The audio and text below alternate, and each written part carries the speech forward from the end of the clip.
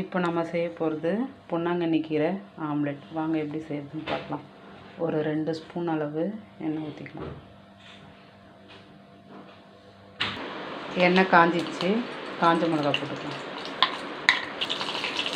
ஒரு அரை வெங்காயம்,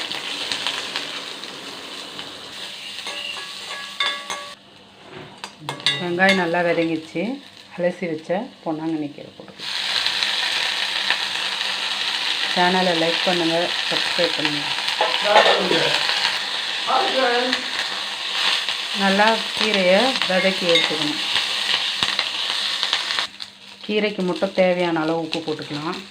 நல்லா வதங்கிச்சு, ஓரமாக வச்சு ஆற வச்சிடணும். ஒரு அரை வெங்காயம், அரை பச்சை மிளகா, முட்டைக்கு தேவையான அளவு உப்பு, மஞ்சள் தூள், இது எல்லாத்தையும் நல்லா கலக்கலாம். நல்லா கலக்கிட்டு முட்டை அடித்து ஊற்றிட்டு அதுக்கப்புறம் மேலே கீரை போட்டுக்கலாம்.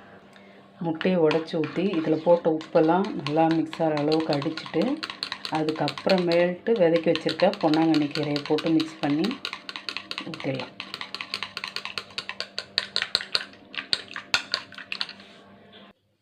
இப்போது இதை ஊற்றிடலாம்.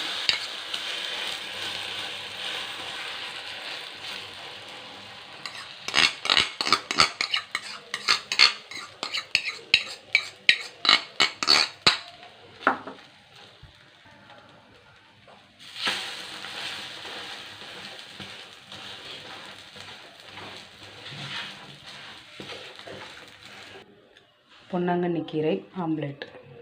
லைக் பண்ணுங்கள், சப்ஸ்கிரைப் பண்ணுங்கள்.